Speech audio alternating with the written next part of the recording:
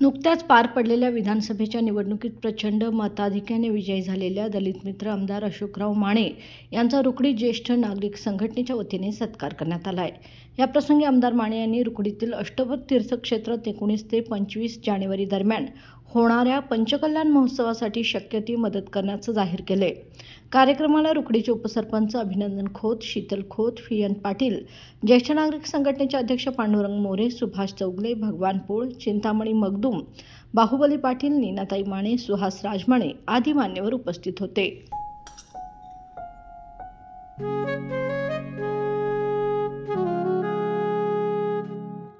बाबा, आज येताना बासुंदी घेऊन या ना।